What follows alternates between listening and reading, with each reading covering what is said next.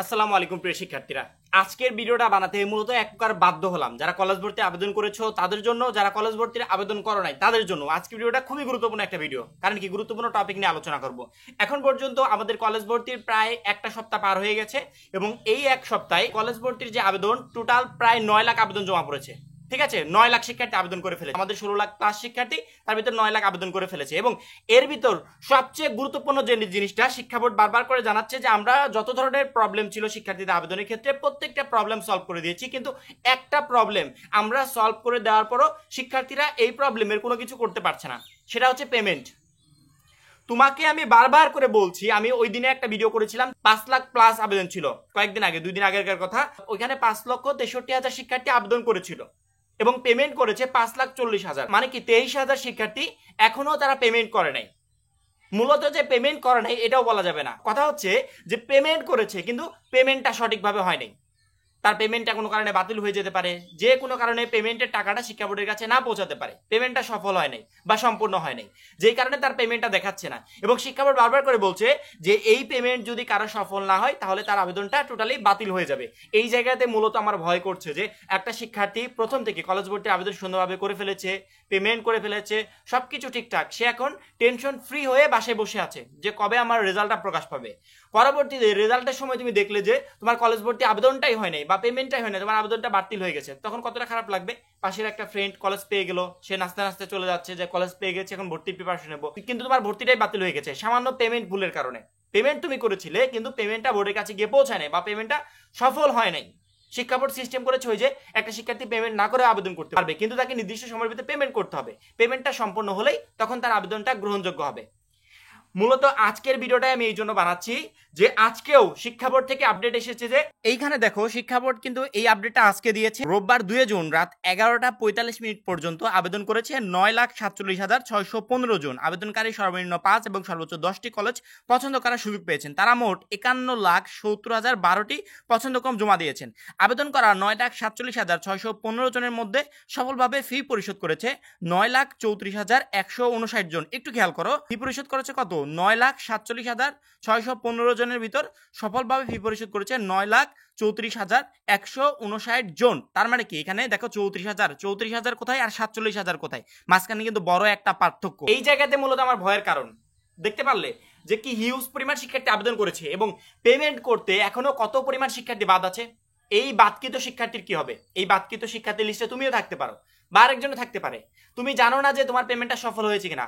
অবশ্যই প্রত্যেকটা শিক্ষার্থীকে বলবো, পেমেন্ট নিয়ে যাদের এখনো প্রবলেমগুলো আছে, পেমেন্টের প্রবলেম যদি তোমার একবারে রেজাল্ট প্রকাশ অবধি থাকে বা নির্দিষ্ট সময় পরে গিয়েও থাকে, তাহলে তোমার ভর্তিটা বাতিল হয়ে যাবে। তুমি কলেজ চয়েস দিও, ভালো ভালো কলেজ পাবে না। প্রথম পর্যায়ে যারা কলেজগুলোকে মিস করবে, দ্বিতীয়বার তার ওই পছন্দের কলেজটা আসা খুবই কষ্টকর হয়ে যাবে। কারণ কি, প্রথম দিকেই প্রায়গুলো সিট শিক্ষার্থীদেরকে দিয়ে দেওয়া হবে ভালো ভালো কলেজের। দ্বিতীয়বার তৃতীয়বারের অপেক্ষায় আমরা থাকবো না। একান্ত বাধ্য হয়ে যদি কারো হওয়া লাগে সেটা আলাদা বিষয়। প্রথমবারে আমরা চাইবো যেন আমার একটা কলেজ চলে আসে। এই জন্য তোমাকে এখনই চেক করতে হবে তোমার পেমেন্টটা সফল হয়েছে কিনা বা সম্পূর্ণ হয়েছে কিনা। সেটা কিভাবে চেক করবে আমি তোমাদেরকে সুন্দরভাবে বলে দিই, জাস্ট মাথার ভিতর নাও।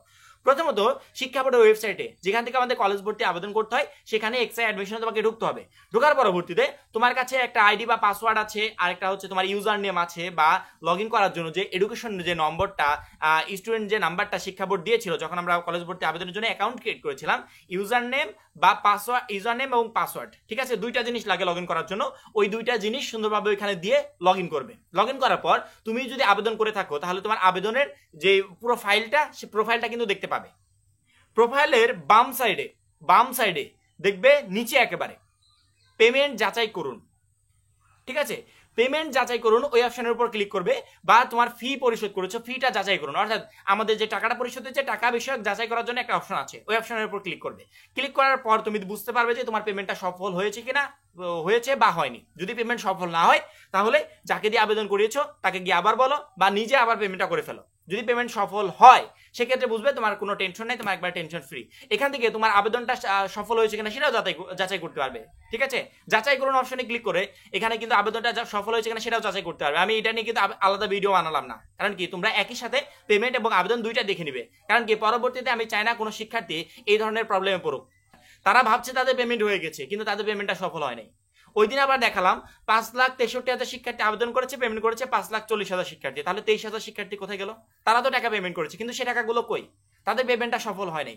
বারবার করে বলছি, শিক্ষা বোর্ডে বারবার করে বলছে এই বিষয়গুলো দ্রুত চেক করে সমাধান করো, নয়তোবা পরবর্তীতে কিন্তু প্রচুর পরিমাণে কিন্তু কষ্ট আছে। পছন্দের কলেজে পড়ার স্বপ্ন সবাই দেখে, সবাই চায় পছন্দের কলেজে পড়ার জন্য। মূলত আজকের ভিডিওটা খুবই একটা গুরুত্বপূর্ণ ভিডিও ছিল এবং আমি তাড়াহুড়ো করে ভিডিওটা রাত্রিবেলায় কিন্তু তৈরি করছি, কারণ কি আমার ইনফরমেশনটাই তোমাদের কাছে বেস্ট।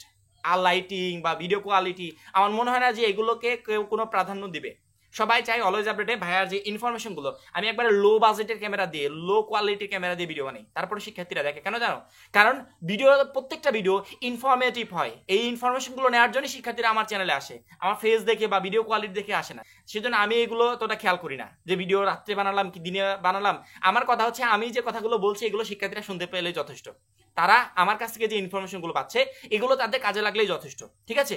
যেই ইম্পর্টেন্ট কথাগুলো বললাম, পেমেন্টটা যাচাই করো, আইডিতে লগ ইন করে পেমেন্টটা দেখো সঠিকভাবে হয়েছে কিনা, তোমার তারপরে আবেদনটা সঠিকভাবে হয়েছে কিনা সবগুলো চেক করো। এবং যারা নতুনভাবে আবেদন করছো তারা অবশ্যই বুঝে শুনে খেয়াল করে আবেদন করবে। এখন এই পর্যন্তই কলেজ ভর্তি বিষয়ক পরবর্তী যে কোনো আপডেট সবার আগে পেতে অবশ্যই আমাদের চ্যানেলটা সাবস্ক্রাইব করে পাশে বেল আইকনটাতে ক্লিক করে রাখবে। সবাই ভালো থাকবে, সুস্থ থাকবে, খোদা হাফেজ।